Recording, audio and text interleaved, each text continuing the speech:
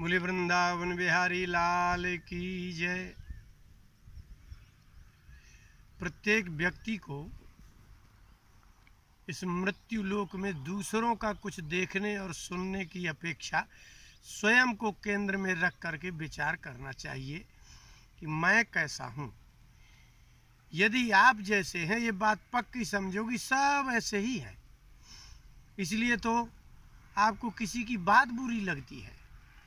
अब जैसा आप बोलते हैं ऐसे ही तो दूसरे बोलते हैं। यदि आप डरते हैं तो दूसरे भी डरते हैं।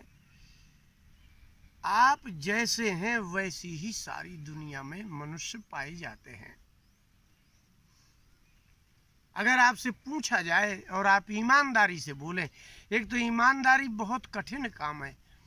न तो व्यवहार में व्यक्ति ईमानदार है और न ही अध्यात्म में ईमानदार है। हम गुरुजी के पास पहुंचे थे, वृंदावन से ले जाए गए। हमारे विषय में, हम गांव के ही बालक थे, तो भाई साहब ने सब बता दिया कि कोई अवगुण बाकी नहीं है गुरुजी।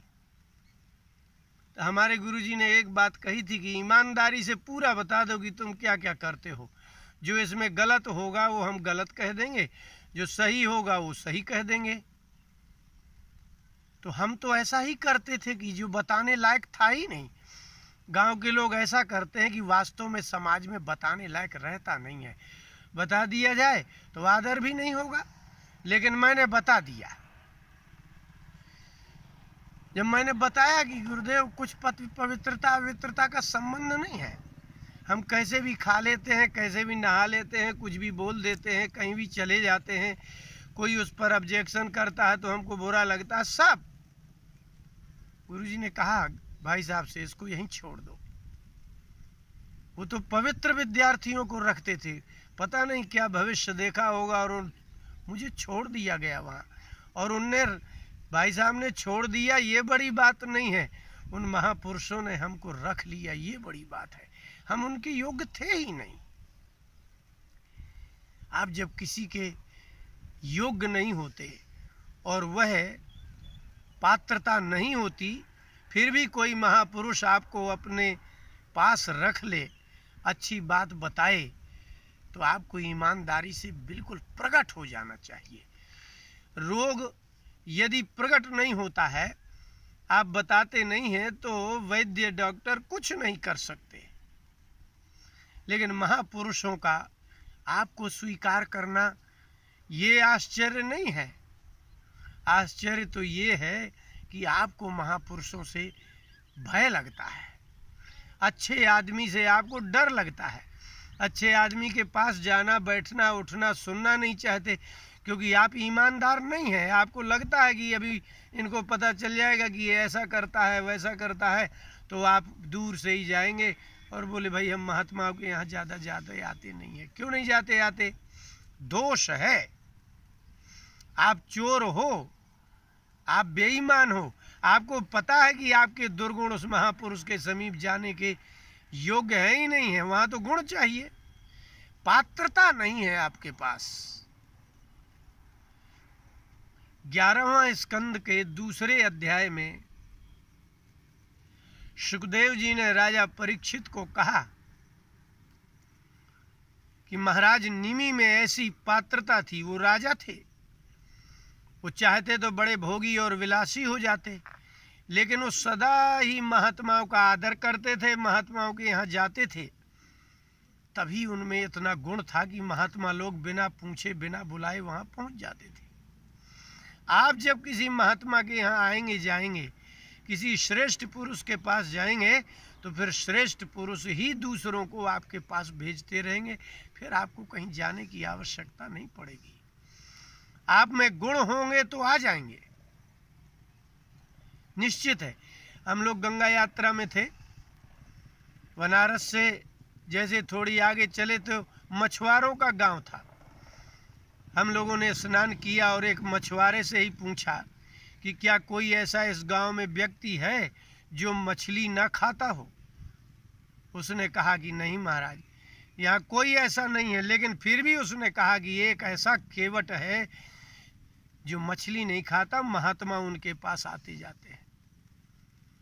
हम उस गांव में प्रवेश करते हैं, पूछते जाते हैं। वो खेत से उसने हमको देखा और दौड़ करके आया और वो क्या आदेश देता चला गया पूरे गांव को, दूध ले आना, सब्जी ले आना, आटा ले आना। आप में गुण होंगे तो सभी लोग आपका आदर भी करेंगे, आपकी बात भी मानेंगे। दुर्गुणी व्यक्ति की बात कोई मानता नहीं है। तो आप एक बार ईमानदार तो हो जाओ, लेकिन आपको भय लग रहा है। महाराज निमि के यहाँ ऋषभ देव जी के 9 पुत्र जो महात्मा हो गए थे वो पहुंचे। महाराज निमि ने आदर किया, सत्कार किया। वो तो नग्न थे, उन्हें कोई आवश्यकता ही नहीं थी। प्रणाम करके महाराज निमि ने कहा कि भगवान आप ऐसी कोई जगह बता दीजिए जहां जीव को डर नहीं लगता। आपसे भी अगर ये पूछा जाए कि आप बताइए आपको कहाँ भय नहीं लगता, तो आपको तो रात में अंधेरे का भय लगता है। जिसको अंधेरे का भय लगता है उसको सांप, बिच्छू और भूत प्रेत सबका भय लगता है। जिसको एक वस्तु से भय लगेगा उसको सबसे भय लगता है। आपको भय लगता है, आपको समाज से भय लग रहा है, परिवार से भय लग रहा है, और यदि कहा जाए चलो वन की ओर, अंधेरे का भय लग रहा है, रात्रि का भय लग रहा है, कहाँ खाएंगे पिएंगे, भोजन न कहाँ मिलेगा इसका भय लग रहा है। आपके चारों तरफ भय के अतिरिक्त तो कुछ है ही नहीं। आप एक बार बैठ करके आंख बंद करके सोचिए, विचारिए कि क्या आपको ऐसी कोई जगह है जहां भय ना लगता हो। आपको पत्नी से भय लगता है, पुत्र से भय लगता है, वो तो छोड़ो जहां बैठे हैं आपको सब जगह भय लगता है। आप कहीं जा ही नहीं सकते हैं, इसका मतलब आप सुरक्षित तो कहीं नहीं हैं। महाराज निमि ने पूछा, 11वें स्कंद के 2 अध्याय का 33वां श्लोक, आपको कहीं भय नहीं लगता? आप नग्न घूम रहे हैं, हमको शीत में ठंडी लग जाएगी, गर्मी लग जाएगी, हम बीमार हो जाएंगे, रोगी हो जाएंगे। उन्होंने कहा नहीं, हमें भय ही नहीं लगता। उन्होंने कहा कि मन्ये कुतश्चिद भय मच्युतस्य पादाम्बुजोपासन मत्र नित्यम उद्विग्न बुद्धे रसदात्म भावात विश्वात्मना भी निवर्तते भी, विश्वात्मना यत्र निवर्तते भी, विश्वात्मना भी निवर्तते। जो विश्व का स्वामी है, विश्वेश है, नारायण ही जीव को निर्भय करते हैं, वो ही उसका भय निकालते हैं। जैसे बच्चा डरता है, माता पिता कहते डरो मत, कुछ नहीं हम तो हैं, ऐसा बोलते हैं माता पिता। उन्होंने कहा कि महाराज हम तो अकुतश्चिद भयम मन्ये। कुतश्चिद माने होता है कहीं भी, अकुतश्चिद माने कहीं भी भय नहीं। हम वन में चले जाएं तो सिंह व्याघ्र आदि का भी भय नहीं, समाज में आ जाएं तो कोई दुर्गुण ही नहीं है। दुर्गुण नहीं है तो आप कहीं किसी भी समाज में चले जाइए, तो कैसे ये संसार में कहीं भय ना लगे, इसका क्या उपाय है और कैसा मन होना चाहिए और कैसे गुण होना चाहिए? उन्होंने कहा कुतश्चित भयम, कहीं भी भय ना लगे उसका एक ही उपाय है, पादाम्बुजोपासनम अत्र नित्यम। नित्य का मतलब ये नहीं है कि कभी छोड़ दिया कभी कर लिया, नहीं, नित्यम का मतलब है सर्वदा। जैसे आप भोजन करते हैं, श्वास लेते हैं, जैसे आप नित्य सोते हैं, जागते हैं, इसको नित्य कहते हैं, सदा को नित्य कहते हैं। पादाम्बुजोपासनम, भगवान के चरण कमलों की उपासना ही सारे संसार से निर्भयता प्रदान करती है। तुलसीदास जी के समय में यवनों का राज्य, मुसलमानों का राज्य था, उन्हें महात्माओं को कहीं भय ही नहीं था। मार मार करके सबको मुसलमान बनाया जा रहा है, अंग्रेज आए वो मार काट रहे हैं, लेकिन उनको भय नहीं लग रहा। महात्माओं को भय क्यों नहीं लगता है? क्योंकि पादाम्बुजोपासनम, महात्मा से भय नहीं लग रहा है राजाओं को, जिससे समाज को भय नहीं होता तो समाज से उसको भी भय नहीं होता। जिसमें दुर्गुण नहीं है वो कहीं भी खड़ा हो जाए, किसी के यहाँ चला जाए, उसको भय नहीं लगता। उसका कारण पादाम्बुज उपासना, भगवान के चरण कमलों की उपासना से दुर्गुण समाप्त होंगे। आप किसी की निंदा ही नहीं करेंगे, आप किसी की चर्चा ही नहीं करेंगे, आप किसी की बुराई नहीं करेंगे, ना बुरा करेंगे। अब आपको किससे भय है? आप पर आरोप तो लगाया ही तब जाता है जब आप कुछ करते हैं। रस्सी के बिना सांप की प्रतीति होती नहीं, अधिष्ठान आधार के बिना आरोप नहीं हो सकता। कोई ना कोई आधार होगा तब तो आरोप होगा। आप पर जो बुरे होने का आरोप, बुरा बोलने का आरोप, झूठ बोलने का आरोप, ये सब आरोप इसलिए लगते हैं क्योंकि आप हजारों बार झूठ बोल चुके हैं। उद्विग्न बुद्धे है, महाराज कवि महात्मा ने कहा, महाराज उद्विग्न बुद्धि है। असदात्म भावात, संसार की प्रत्येक वस्तु को असत कहते हैं। असत का तात्पर्य ही यही होता है कि जो थोड़े दिन बाद ना रहे और कब नष्ट हो जाए ये निश्चित ही नहीं है, उसको असत कहते हैं। तो असदात्म भावात, जो नहीं रहती है, जो नहीं रह सकती है, जो तुम्हारे पहले थी, जो तुम्हारे बाद भी रहेगी, उस असत को आप आत्म भाव मानते हो, अपने जैसा, ये मेरा है मानते हो। इसलिए उद्विग्न बुद्धि उसकी व्याकुल विक्षिप्त हो जाती है। रजोगुण का प्रवेश होगा तो आपको प्रत्येक वस्तु में ऐसा ही लगेगा। 18वें अध्याय में भगवान ने गीता में जब 3 प्रकार की बुद्धि बताई तो उन्होंने कहा अयथावत प्रजानाति, धर्म और अधर्म, कार्य और अकार्य, क्या करना चाहिए ये उसको सही ज्ञान नहीं होता है, क्या नहीं करना चाहिए ये भी उसको सही ज्ञान नहीं होता है। उसको अयथावत, जैसा है वैसा जानता ही नहीं है। इसी को रजोगुणी बुद्धि कहते हैं। रजोगुण बुद्धि में जब यथार्थ का ज्ञान ही नहीं है तो निश्चित है कि दुर्गुणों को ही वो गुण मानेगा, तब बुद्धि उद्विग्न होगी, व्याकुलता छा जाएगी। तब क्या करेगा? तो जब उद्विग्न बुद्धि व्यक्ति, व्याकुलता छा जाएगी उसकी बुद्धि में, तो संसार में उसे प्रत्येक वस्तु से, रात्रि में भी भय, दिन में भी भय, प्रत्येक आदमी से भय, पशु पक्षी से भय, अन्न खत्म होने का भय, धनहीन होने का भय, रात्रि में सोते सोते डरता है वो। तो क्या करे? बोले विश्वात्मना, जो संसार की जो आत्मा भगवान नारायण है वो ही ऐसे उद्विग्न बुद्धि की भय को दूर करते हैं। जब बहुत आपको भय लगे तो भगवान की शरण में ही जाना चाहिए। कारण जब आप बहुत डर जाते हो तो सरकार की शरण में जाते हो, रिपोर्ट लिखाते हो, ये जानते हुए भी। आप जानते हो ना कि पुलिस ईमानदार नहीं है, आप ये भी जानते हो कि कुछ नहीं होने वाला है, हमारे साथ कोई रक्षा करने नहीं आने वाला है।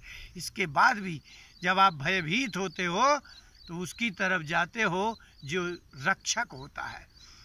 इसी प्रकार से इस संसार के जो निर्माता हैं, इस संसार के जो संचालक हैं, आपकी प्रत्येक श्वास के जो स्वामी हैं, वो तो श्री हरि ही है, वो तो भगवान ही है। ये एक बार आत्मविश्वास बहुत आवश्यक है। जब आपको आत्मविश्वास हो जाए कि इस संसार के निर्माता, इस संसार के पालक, इस संसार के भय से रक्षक एकमात्र भगवान है, ऐसा एक बार आ जाए,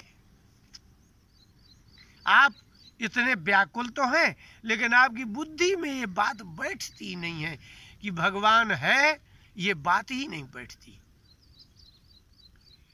लोग मंदिरों में जाते हैं, देखते नहीं हैं आप, लेकिन इतने विश्वास है ही, विश्वस्त नहीं है वो कि इसमें भगवान बैठे हैं, ये विश्वास नहीं है उनको।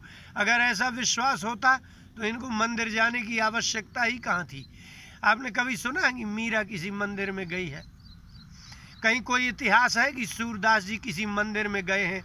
आपके पास कुछ ऐसा है कि तुलसीदास जी उस मंदिर में गए और ऐसा हो गया?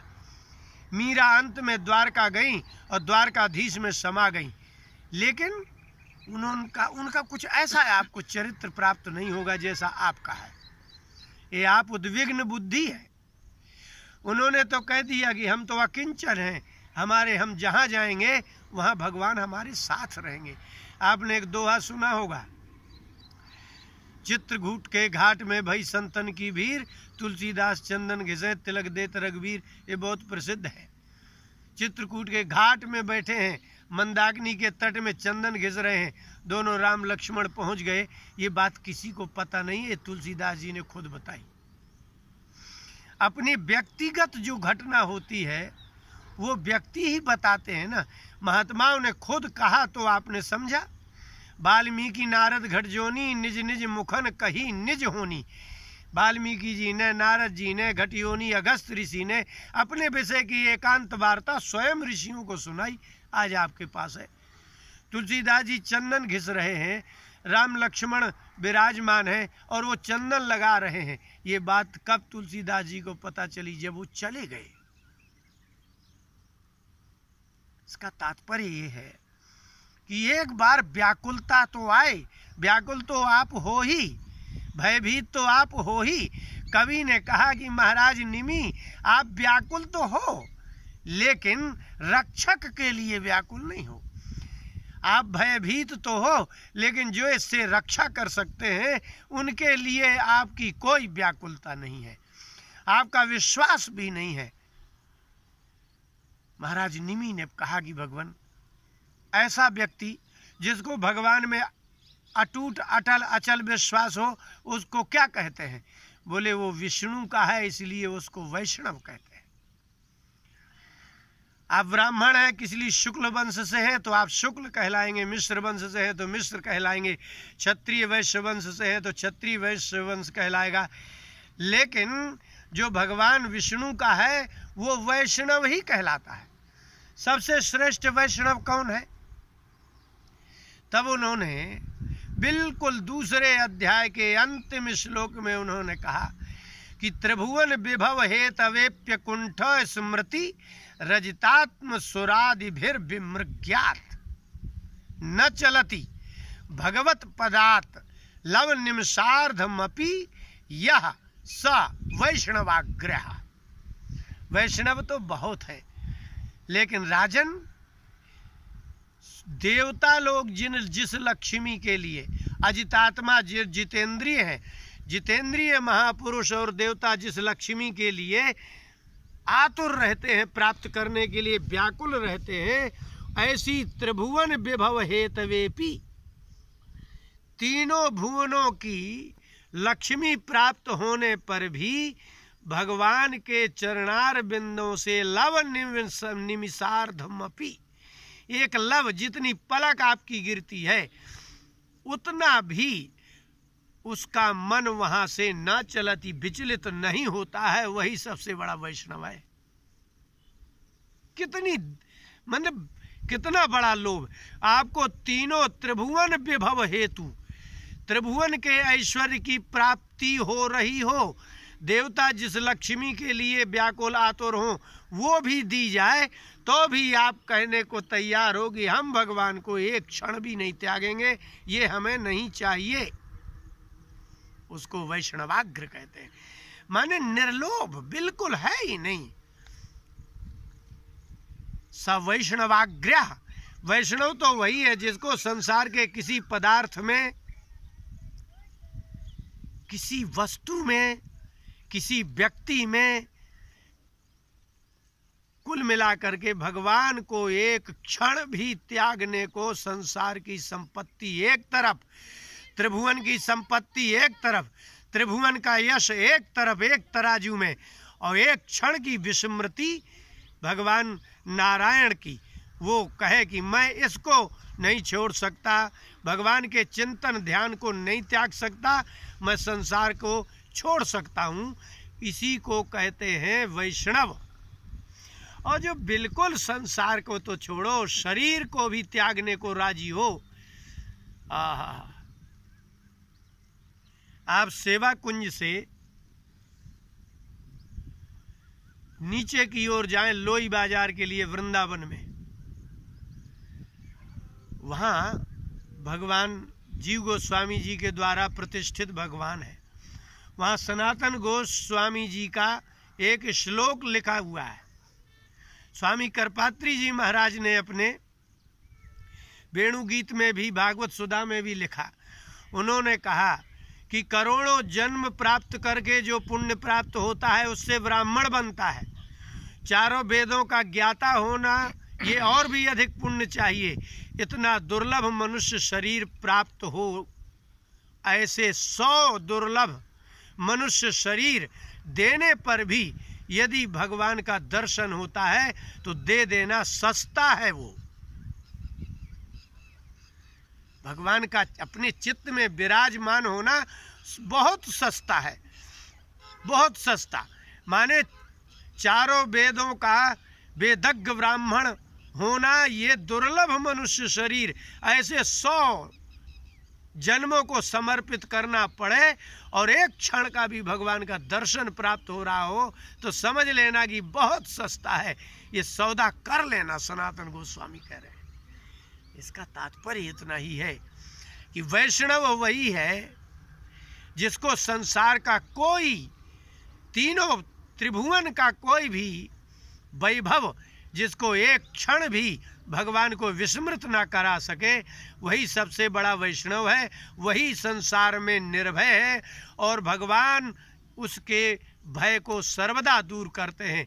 इसलिए संसार से निर्भय होने का एकमात्र उपाय है भगवत शरणागति। लेकिन भगवत शरणागति के लिए, ऐसी बुद्धि जागृत करने के लिए ऐसे महात्मा का प्राप्त होना कठिन है जो भगवत प्रपन्न हो, भगवान की शरण में जा चुका हो, इतना निर्लोभ, निर्मोह, निर्मम, निरहंकार। ऐसा महात्मा का दर्शन आपको घर बैठे नहीं होगा। आप स्वयं वैष्णव बनिए और स्वयं भगवान का पूजन करिए, भगवान के ध्यान करिए, भगवान की कथा सुनिए। वह पुण्यमय कथा से भगवान में रति प्राप्त होगी, तब आप पर वैष्णव दया करेंगे। जब वैष्णव दया करेंगे तो भगवान आपको संसार से निर्भय कर देंगे। निर्भय का तात्पर्य है दुर्गुण रहित कर देंगे। भगवान सगुण है, आप भी सगुण हो जाएंगे।